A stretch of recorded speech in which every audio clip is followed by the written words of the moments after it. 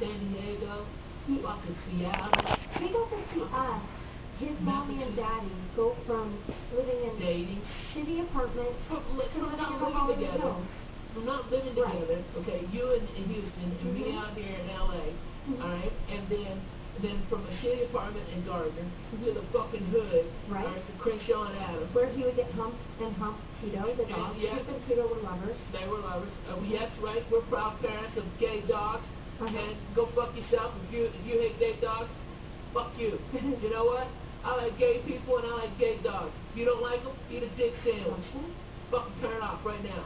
Chip was definitely into other gays, and he was definitely into dudes. Like Yeah. he never, like Hoochie Mama would always look at Chuck and he never returned the favor. He had a bad run-in one time with Jay Moore's Big Shirley. He did? Big Rottweiler. Him got humped by Shirley. Oh. And then he tried to hump Shirley, and Shirley whipped his ass. That's like, yeah. He's like, Shirley outweighed him by like 80 pounds. And flipped him on his ass and humped him big style. Where Pimp was on his back and Big Cheryl was on top of him. And humping him, and Pimp was looking at me like, motherfucker, are you gonna stop this shit? And I'm like, how much? That's a Rottweiler, dude. And he's like, man, you fucking flung me out like a bitch, dude. I can't believe you did this to me, dog. I thought we were homies. And I'm like, man, I'm sorry, bro, but what the fuck is Shirley? Alright? And then Shirley stopped, and then they were friends, and I was like, see, motherfucker, don't hunt Shirley. And don't start no shit, won't be no shit. Alright, you understand? Alright? But, yeah, Pimmy was just a fucking... What's your favorite Pimp story? Oh my gosh. I got one. Okay. Alright, my favorite Pimp story is Pimpy loved a laser pointer. And he called it the Red Bug. Alright? Anyway. And Gardner, the only good part about being where we were is that there were 3 apartment buildings just south of Gardner, where it was all it was like driveway and grass, okay, and big open yard, okay, and I would get out there and be smoking weed with 2 fans, okay, and like waiting on Joe Diaz to come pick me up, or Joe Diaz to stop by. We'd both be out there smoking weed, all right, and when we run that laser pointer, the Pimp would be going back and forth like 1,000 miles an hour, okay? 1,000 miles an hour. I mean, like, holy shit. Like, jumping 20 feet. He's going so fast, he's jumping 20 fucking feet in the air. Right? And flying over those driveways where he never would hit the cement. The whole length of a driveway, folks. I mean, it's a fucking long way. I mean, and clear it easy by feet, okay? Amazing. He was a fucking beautiful animal. I mean, nothing else bad on him. He was just a fucking gliding animal. And he was running, and this old Russian lady parked her car and was getting out, and Pimp came up on her, and she was scared of Pimp, and Pimp was scared of her. She dropped her bag, all right, and a loaf of bread popped out, all right, and Pimp grabbed that loaf of bread and ran off with that bread. Right? He had that bread up. Like, fuck you, I'm taking this bread, lady. Fuck you, Russian. Alright, I'm taking this bread. And he took that fucking bread and fucking ran. And I was dying laughing. I fell down. And there was no doubt about whose dog it was. It was my dog, okay? I went down there and paid that Russian lady $20 for a fucking loaf of bread. Alright, that's when I didn't really have that much bread. Alright, for a loaf of fucking bread. But that, Russians in the bread. A Russian Jew and a bread, yikes, that's not so party.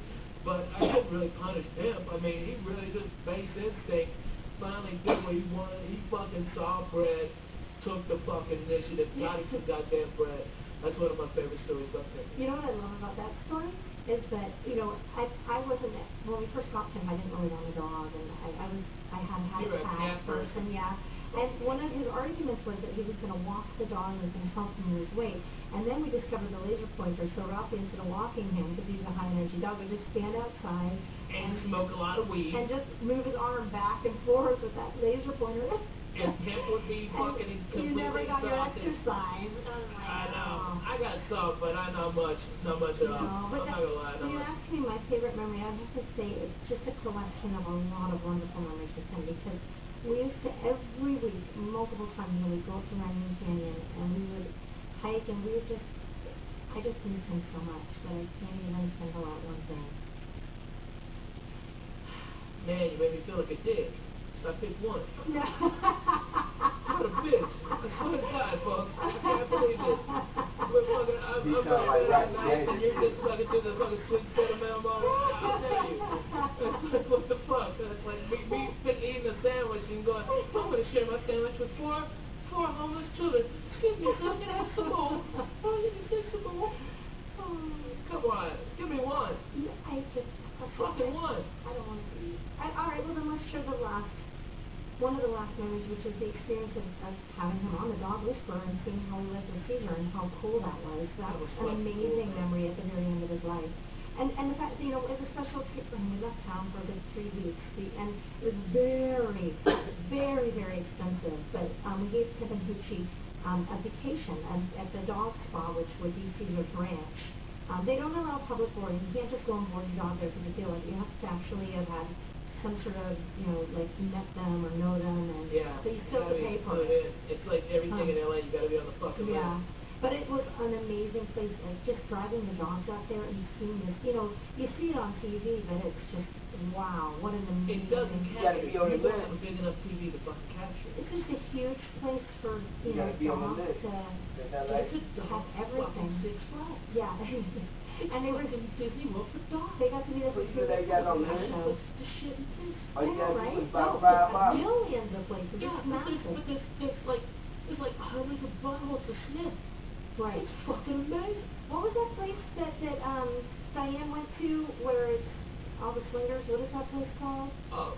He lives them for dogs. They can go out and swing, and Yeah. no one will tell. So they can piss and shit everywhere. So. Yeah, right. Oh man. Oh, Pimp. Oh, that's a great Pimp story. Fucking great one. Okay. All right. I was making pop brownies at Crenshaw and Adams. Okay, and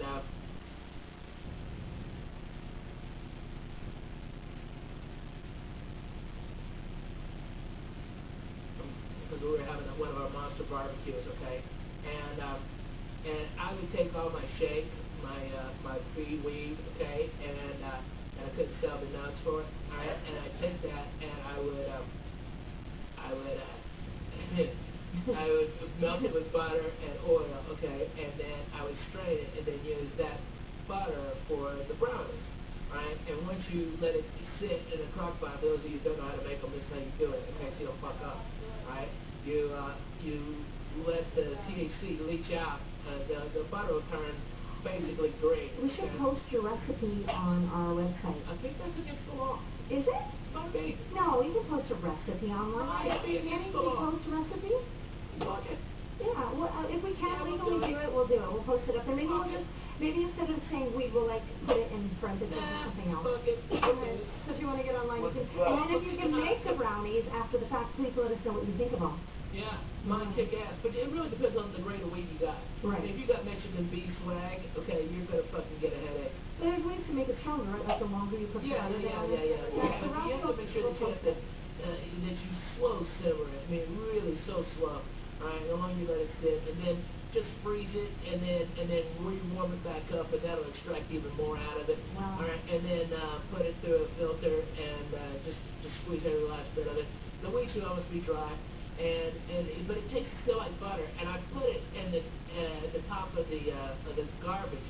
And at the time we were having trouble with him because he was being a little shit, right? And when we weren't around, if we didn't crate train him, he would get into the fucking trash, alright? And he would just go fucking ballistic and get into the trash and be a little naughty boy. He'd have a fucking party in the house, alright?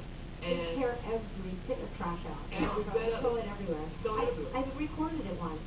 Fucking hilarious. I wonder if you can find that. That would be amazing. Oh my god. Panic attack. You have a panic attack and fucking dump everything out of the trash. It was fucking hilarious. But that little fucker went in there and ate that amount of marijuana that tasted like butter. Alright? He was so stoned. Oh, for days. For days. He just licked his ball sack, his old ball sack, okay, to where it was bleeding. It looked like a fucking sun-dried tomato, okay? It was so fucking red. Oh my god. He just licked that fucking ball like that's the greatest ball sack of all time. Like, I have never tasted ball sack as good as this ball sack. Oh god, this is amazing ball sack. I gotta be honest with you.